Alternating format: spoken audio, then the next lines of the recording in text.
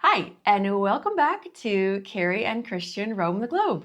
We are in our very first destination of our travels. We are in the beautiful Portimao, Portugal, more specifically the Praia de Rocha area. Super gorgeous. We'll show you a quick photo. And today's video will be about our transportation, how we got here, and then we will conclude with a tour of our Airbnb that we are in right now. So the first part of the adventure we'll refer to as planes, trains, and automobiles, and a bus. We started off the trip taking a bus from our neighborhood to the metro station where we caught a train, and par for the course, I had trouble getting through the gates. For some reason, every time I tap to scan, it never works, and it takes me 2 or 3 tries to get in. But as you see here, Carrie gets through no problem. So we hopped on our first train and we take that down to the Metro Center station in DC, where we then hopped on to, doing this for the first time, hopped on to the Silver Line to get over to Dulles International Airport, which is where we took our flights. And the great thing about that is that whole cost took us what? That whole cost was? It was $675 a head to get over there, as opposed to the like $70 or $80 that it would have been if we had taken an Uber there. What a deal. Everybody Transportation. loves a deal. Indeed. And so after we saved a bit of money on our train ride into the airport, we walked into the Dulles station and had quite a long walk, actually. We got our steps in that day, which was not a bad thing because we were going to be on a plane for 7.5 hours. So we had a nice little walk into the terminal, and then we went and found our gate so that we made sure that we knew where we were going when the time would come. And then we headed straight to the Sapphire Lounge, which happened to be the Etihad Lounge. And we were first on the wait list for that lounge. So we had, I don't know, maybe like a 3-minute wait. It was a very short. Nothing. We sat down and literally they called our names. And then we sat down. They gave us a nice table with a nice view of all the planes that were landing or coming in. And then Christian went to the bar and got us a couple champagnes. And to our surprise, they were, I'm going to butcher the name, but it was Piper Heidsieck, however you say it. We call it yummy. We call it yummy. And it was so yummy that we may have had 2 or maybe 3. Anyway, they were tasty and they were good, so why not? We also had a burger, which was also very good. And then after that, we posted on social media because we were so excited about what we were getting ready to do and take off for our nomad adventure. And we found out that a friend of ours was right down the hall at the French Lounge. So we went and had a nice little quick picture with her before we got on our plane. So after our unexpected but delightful get together with a friend, we went down to our gate, and as luck would have it, as soon as we got there, they started boarding our group. So we literally just walked right onto the plane. Carrie was saying her last goodbyes to family members before we got on board. And then we got situated into our seats and were ready for the 7.5 hours, which unfortunately ended up being 7.5 hours in a very hot plane the entire night. But it's a first world problem. So we took off, headed off over the Atlantic. And after about 7 hours, we could finally see the light, which was Lisbon, as we made our initial approach into the Lisbon airspace. We were very happy to get off the flight because that meant we could get into some cool air conditioning. Absolutely. And once we set foot in Lisbon Airport, it was actually very easy to get to customs. There was hardly a line, or actually, I mean, there was a line, but But luckily, there weren't many flights that got in there just at the same time as us. We were one of the first ones there. Yeah, so early, and it moved really, really quickly, and we made a friend on the flight, so that was nice. We got to chit-chat all the way through customs, and then once we got through that, we just walked around the Lisbon airport for a little bit and waited for our next flight to Faro so that we could get to Portimao. And if you've not been to the Lisbon airport, but if you have a connecting flight or you're flying out of the Lisbon airport, it's sort of like Heathrow, where you have a central place to wait and all of the flights are up on a board. So you just have to be laser focused on that board so you don't miss your boarding time. And when they tell you your time is time to go to the gate, you just go to the gate, and everything is really easy peasy. We flew TAP Portugal and had a really good experience with the boarding, and other than the hot part. But then we boarded our flight to Faro, and at this point we've been up for 24 hours. So we're really excited to get to Portugal or to get to Portimao. We were just exhausted. I mean, just pooped. We were really tired. We had a really good, nice 50-minute nap on the way to Faro. So once we landed in Faro, it was a nice, simple get off the plane. They take you on a shuttle bus over to the terminal, went into baggage claim, waited for our stuff. And while waiting, we noticed from another flight a lot of golf bags coming off. So there were definitely some golf trips going on here in the Algarve this time of year. But got our bags, no problem. It was the one bag that we had checked. Went through, and so in our last video, we talked about everyone has a plan until they get punched in the face. Our first punch happened the day before we left, in that we bought some data eSIM cards from Airlo. And of course, they tell you make sure your phones can accept an eSIM. And we knew that our phones could accept them because we had an eSIM that we used for our phone plan. But what we didn't realize was that even though our phones were saying we could add an eSIM, our phones are so old that they only could have one eSIM added at a time.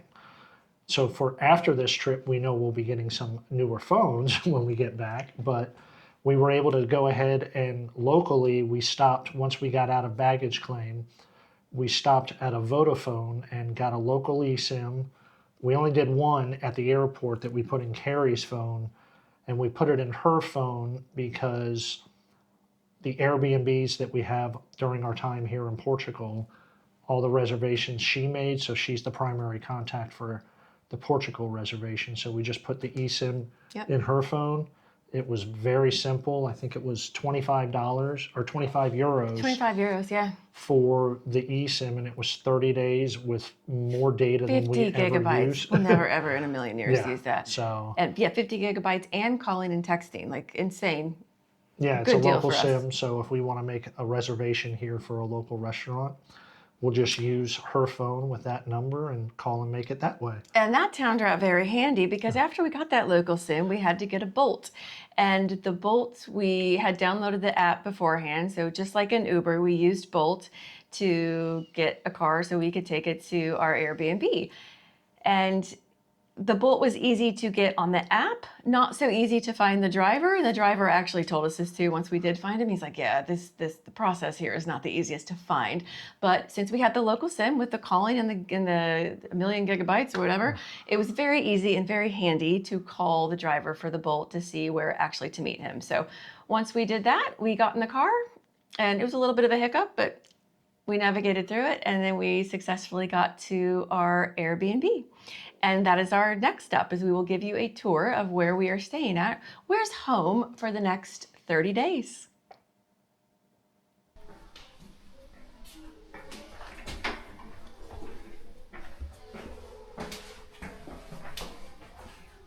Welcome to our Airbnb. We thought we'd give you a little tour, so come on in. So when you close the door, you'll see 4 doors actually. This one is completely locked, probably the owner's something or other is in there. Then we have door 1, door 2, or door 3. So Christian, which door should we start with? Let's do door number 1. Door number 1, you've chosen the bedroom. And actually, something to note, we chose this Airbnb based on something that we had saw with Rick and Daphne of the Retired Nomad Adventures. So we felt comfortable that they liked it, so we chose this. So it's been we've been here for 24 hours. It's been a good experience. So this is the bedroom. You can see the super comfortable bed here. Christian and I slept 10 hours on this bed last night, so very, very comfortable, really good first night's sleep. And then just around the room, you can see, move over here, you can see the TV. It's got a nice little mirror that you can check yourself out before you go to dinner to make sure you look good. And then on each side, there's some nightstands, so good to put your tech or whatever you need to put on your nightstand. Also, the closet has tons of good space. So we've moved in already, but we've got everything almost hung up. We've got towels and then three really nice deep drawers in here for your clothes. 1, 2, and 3. We've actually saved the third one for our dirty clothes before we do laundry. And then in this space, more clothes. I'm embarrassed to say that would be mine.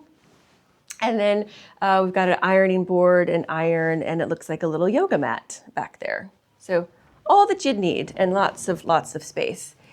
The other thing in the room that you'll see here is a little desk that you can use for your makeup.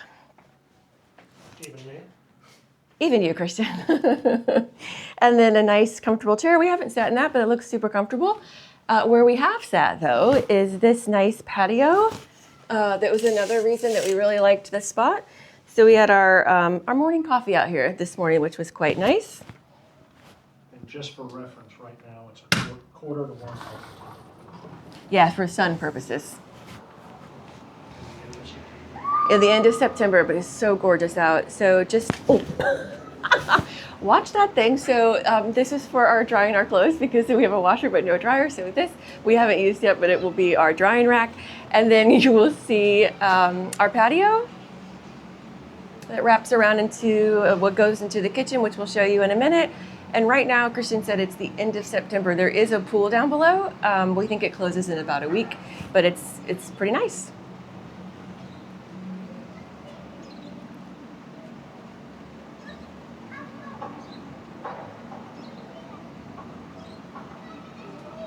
Okay, now shall we go?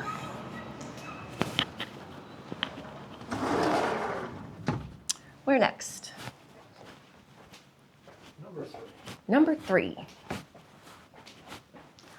That was the bathroom. So out of the bedroom, come back into the little hall. There's a light switch on the left. You can also see here in the lobby, there's a couple hooks for anything that you might need. And into the bathroom, we've got nice hooks right here on the door. Come into the bathroom and you have the laundry.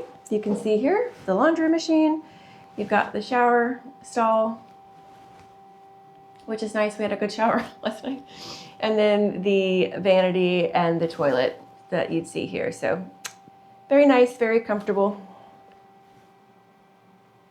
Lots of space, lots of drawers down here too. There's 3 big drawers that can open up. That can hold your things. They move rather quickly. But yes, three nice drawers for everything that you might need to store. And there was a hairdryer. And there was a hairdryer. Yes, very, very important. Was a hairdryer. And then our next and final spot is door number 2, which takes you into the living room and the kitchen. Voila.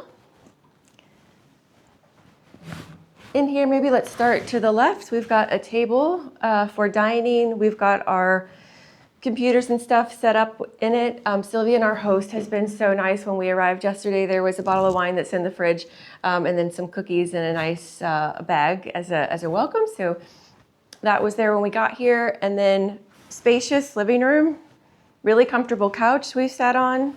We haven't tried out the TV just yet because there's way too many things to do in Portimao besides watch TV. So we haven't done TV, but nice comfortable couch.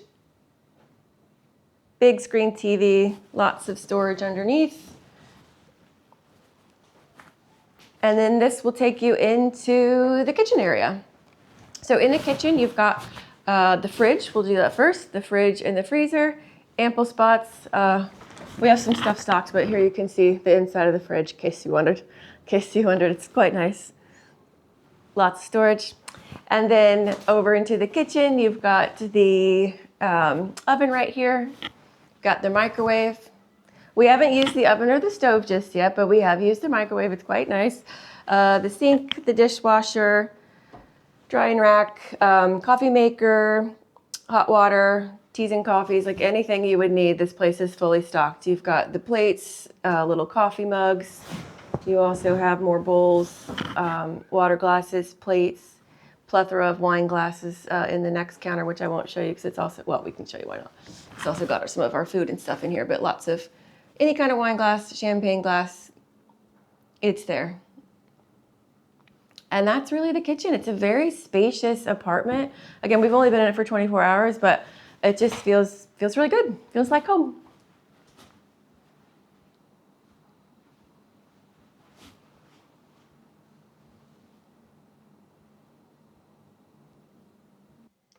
So that's our home away from home for the next 30 days. And we have truly enjoyed it so far since we've been here. The whole pre-arrival and post-arrival process with our host has been fantastic. Couldn't have asked for anything better for a initial start to our trip. So we've really enjoyed it so far. Absolutely. And next video, what you can expect is a 48-hour vibe check. It's kind of what we think of the area in our really first couple days here, as well as our first grocery haul. We've made a grocery stop and we wanted to tell you a little bit about what we bought, what it cost, just as our first initial reactions. Until next time.